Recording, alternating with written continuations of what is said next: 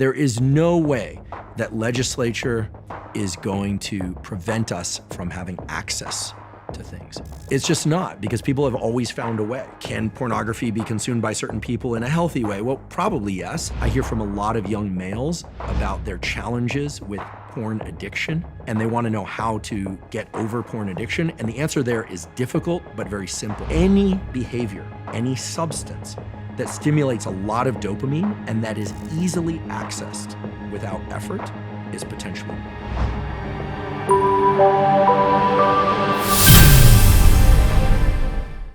The other thing that I'm curious about as it relates to dopamine is pornography.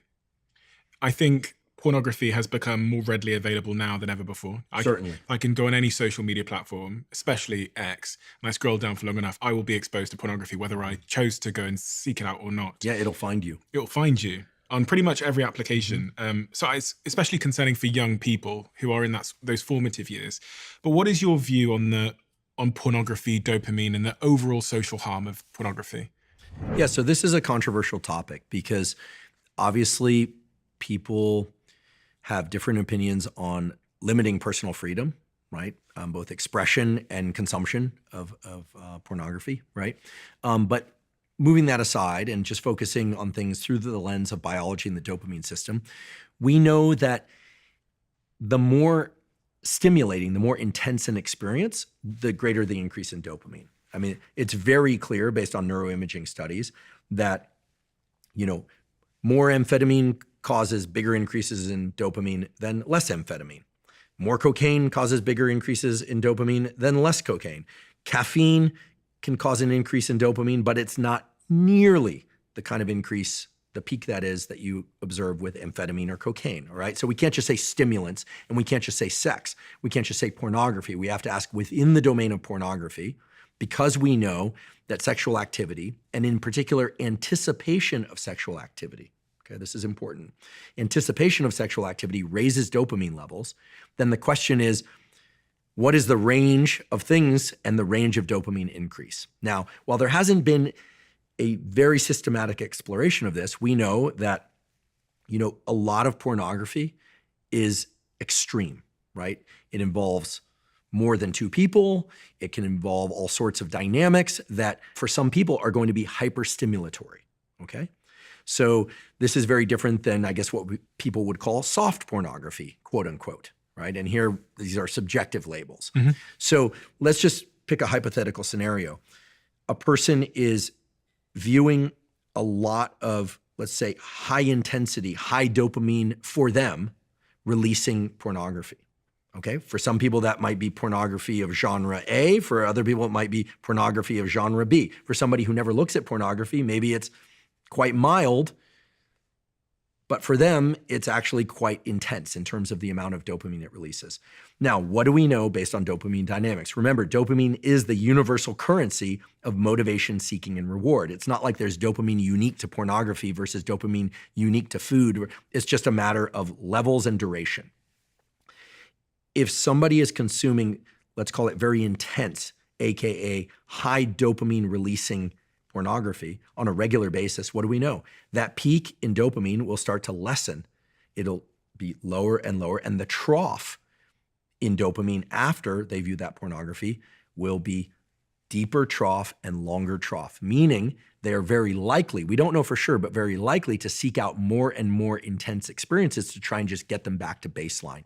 Pretty soon, the pornography that at one time was very stimulating for them is no longer stimulating.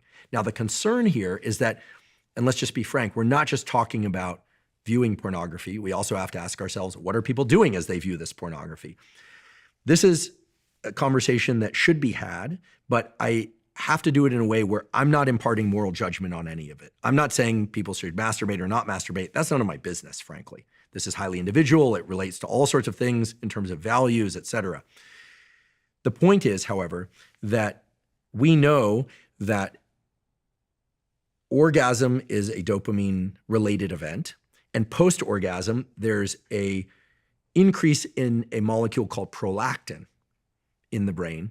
Prolactin actually, in part, sets the refractory period in which there can't be further erection in males and orgasm in males okay? And in females, it really depends. I mean, there's this whole world. I mean, Dr. Rina Malik is far more skilled to discuss this than I am about different types of orgasms in women, et cetera, the extent to which multiple orgasms can occur in some individuals, not others. I think the general belief is that it's possible in most anybody, including males and females, right? But that it's more typical in females than in males, this sort of thing. Here's the point. Dopamine and prolactin generally are in a kind of a push-pull or seesaw relationship, whereby very stimulatory, high dopamine releasing activities and pornography and things like that increase dopamine, but repeated exposure to that, regardless of the activities occurring during that time, lead to big, long troughs in dopamine, such that more stimulation is required just to get any sense of arousal. We also know that prolactin, when that is increased, tends to create a kind of subdued lack of dopamine. I'm using these terms broadly, kind of amotivated, non-motivated state. There are reasons for this biologically, right? After ejaculation, the idea is that animals won't then, or humans won't then copulate again and again and again, at least not for some period of time. The duration of the refractory period is highly individual. It's determined by age, by species.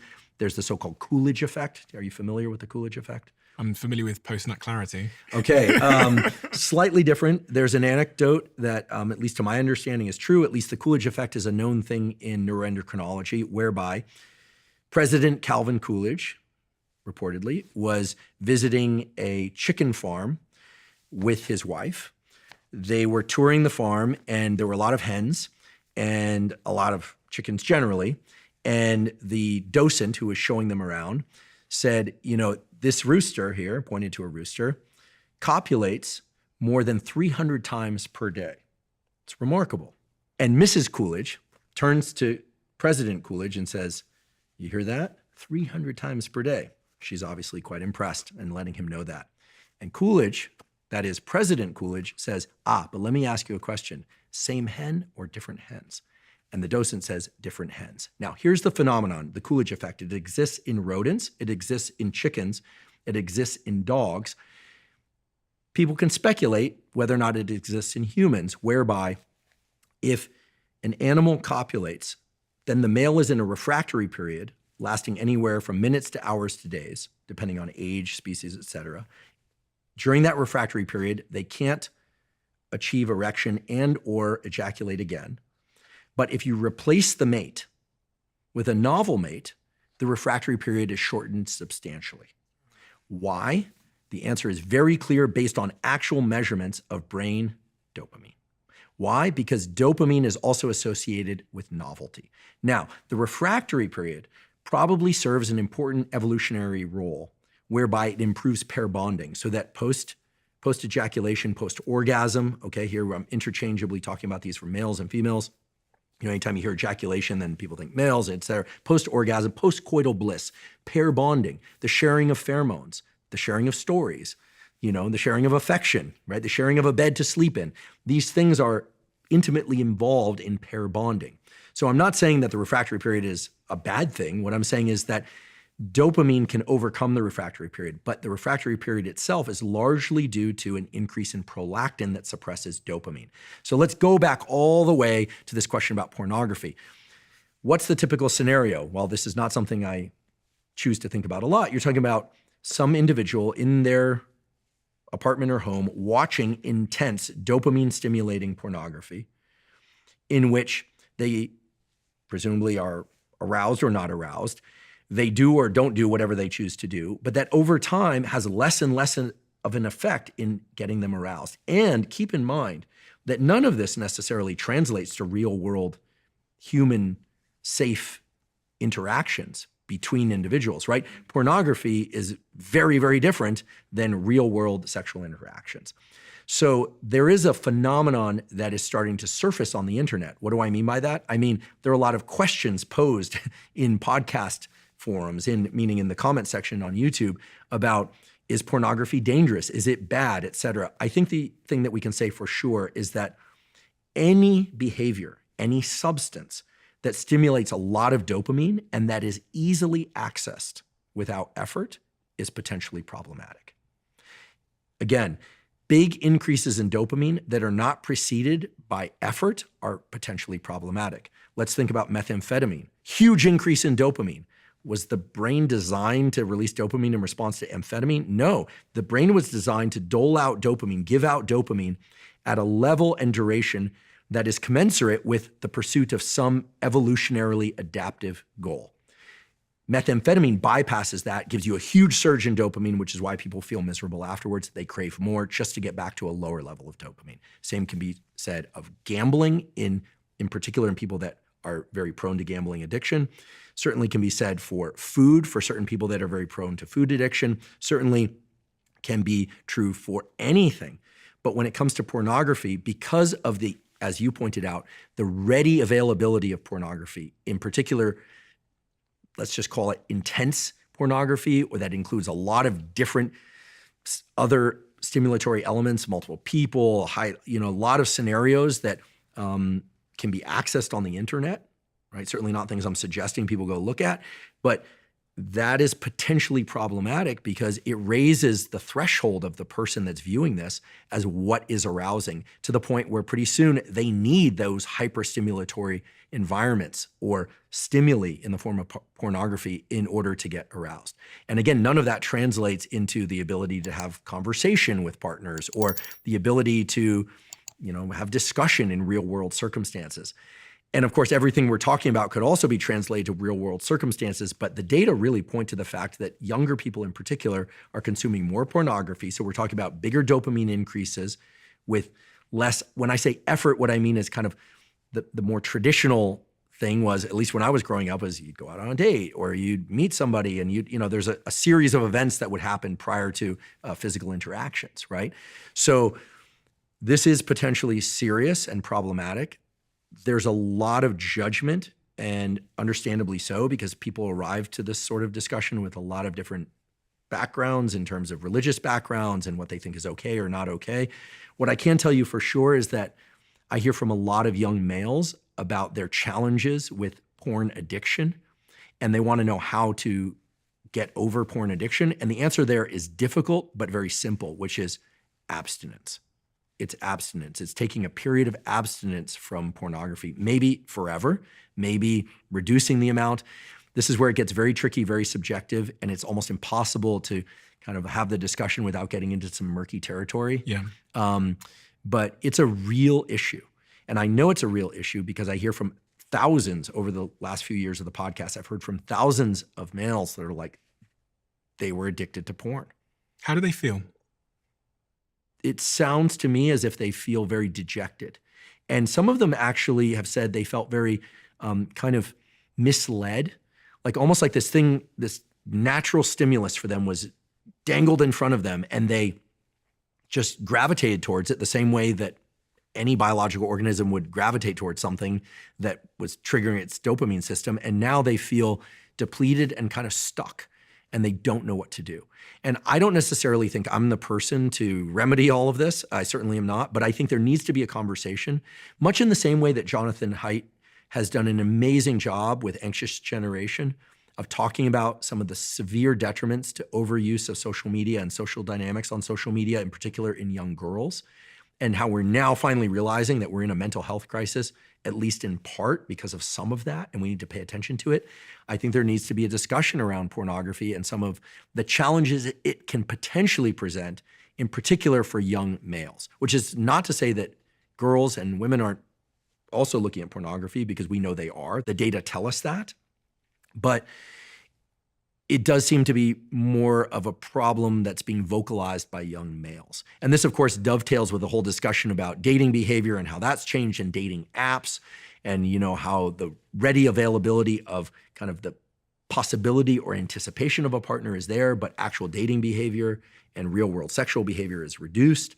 I mean, there's a lot that needs to be discussed. And, ideally we would have a psychiatrist, a psychologist, and a kind of panel of experts to talk about this.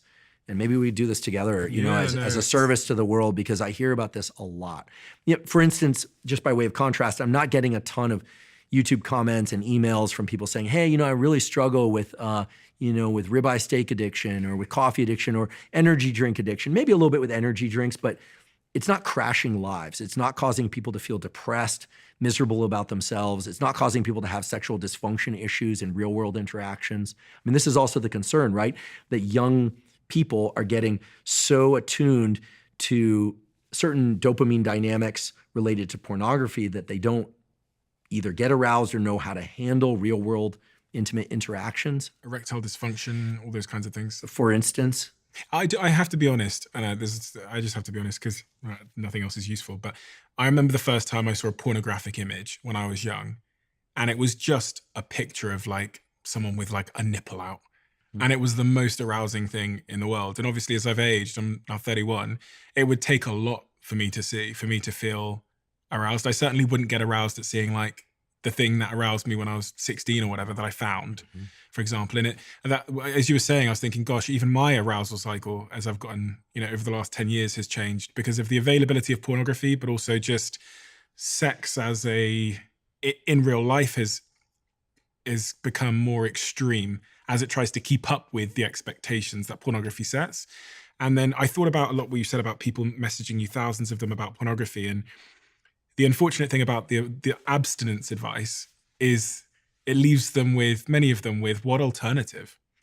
I mean, one would hope, depending on, the circumstances, that they would seek out healthy relationships. And then this goes to the social elements you described, which is it's really difficult. And I've had multiple people sit here saying to me that it's really the top 10% of men that are having most of the sex. And this bottom 50% of men haven't had sex for a year. I go, so we got to tell a 19-year-old horny young man that he's got to abstain from masturbation and pornography. And we might not be able to offer him an alternative for a year. Well, I'm not telling anyone what to do. I know, it's not you, but I'm... Right, or maybe but you're right. throttle back his behavior, or think about ways in which things he could do could lead to healthy romantic and sexual interactions, assuming that, he's of an age and, the circumstances are like for that. I think that it's, as you can tell, as I'm kind of stumbling here, I'm not trying to be careful. I'm trying to be as accurate as possible while also not stating things that I don't believe are true. Like, can pornography be consumed by certain people in a healthy way? Well, probably yes. Do a lot of people get carried away with it and it starts to become a detriment in their lives? Maybe even an addiction, maybe even impede other aspects of romantic and workplace behavior. Yes, we hear this all the time. Do you know where I am now? I'm arriving at the position that I think pornography is bad. Because, again, I get lots of DMs and messages, and the more I've understood about the brain and the body and dopamine, etc., I just can't find a net positive of pornography. Yeah. I can't find one, especially as it relates to my relationship with my partner. I've been with her for 5 years now. And I think that me watching pornography, especially if I'm watching it frequently, is going to help my performance in the bedroom? Absolutely not. Absolutely not. Yeah, it's sort of, what's that old saying? You want to get good at push-ups, do push-ups. Yeah, exactly. Probably the best place to get good at intimate conversation and behavior is in the context of, like you said, like a great relationship with great communication, that sort of thing. I do hear about this concern from people a lot. I think that it's hard to imagine more benefits than kind of concerns or risks when it comes to pornography, especially for young males. I too grew up in an era where, someone would have knowledge of like a Playboy magazine or something. Typically it was stashed someplace in town and then people would go visit it. It was like a library or something. It was sort of like an urban library type environment where, people would know, oh yeah, it was always like a dumpster or something terrible. Like behind the dumpster, behind this building, like there's a stack of Playboys, and like then people would go there, right? But it wasn't a big part of my childhood. It wasn't a big part of my life. I never found any pornography in my home. Like, some kids will stumble across their dad's magazines. I never had that experience. I think that a lot can be said about the requirements and importance of creating healthy dating behavior. And that's a real world experience kind of thing. And, this is a bigger discussion that deserves a lot of time. I'm not sure we have time for it now, but, we're growing up in a world where so much of the input arrives through the internet. Again, a low effort threshold, high dopamine scenario, right? Somebody wants to find something on the internet, they just Google for it and they can find it. I think you want particular food that's extremely tasty, you can order it to your door. This is not potentially problematic. This is problematic. What it requires ultimately, however, I believe, is self-regulatory mechanisms. There is no way that legislature is going to prevent us from having access to things. It's just not, because people have always found a way. You think about prescription drugs that deliver dopamine without much effort. Even if people don't have a prescription, I think the data are something like 80% of college students have taken prescription stimulants without a prescription. When I went to college, nobody did that. Nobody. We drank coffee. Occasionally someone would take a no-dose, like a caffeine pill or something, and that was considered extreme, and I still don't recommend it. Now, there's all this consumption of pharmacology, there's consumption of porn, and I think that successful individuals will learn and understand this relationship about dopamine, especially their own, and they will learn to regulate, and they will be very careful about anything that spikes dopamine really high without much preceding effort, and that has the capacity for addiction. So I worry far less about the energy drink, the loud music, and the workout, far, far less, maybe not at all, than I do high intensity pornography consumed on a regular basis, people taking prescription stimulants who don't need them. That's a recipe for burnout, depression, or worse. In this conversation between Andrew Huberman and Steven Bartlett, they discuss the growing availability of pornography and its impact on the brain's dopamine system, especially concerning young people. Huberman explains how high dopamine activities, like pornography, can overstimulate the brain, leading to a decrease in dopamine sensitivity over time. This results in individuals seeking increasingly intense stimulation to feel arousal, which can create issues when transitioning to real-world relationships. He highlights that while some people may consume pornography without major issues, many, particularly young males, struggle with addiction and its consequences, including lower motivation, sexual dysfunction, and difficulty engaging in healthy romantic interactions. Huberman also touches on the Coolidge effect, which shows how novelty in sexual partners can shorten the recovery period after orgasm, further complicating the effects of pornography consumption. Both Huberman and Bartlett emphasize the importance of self-regulation in managing dopamine-driven behaviors and suggest that more open conversations about the social and biological consequences of pornography are needed. The conversation concludes by acknowledging the challenges individuals face when reducing pornography consumption, with Huberman advocating for abstinence as a means of overcoming addiction and regaining control over dopamine responses.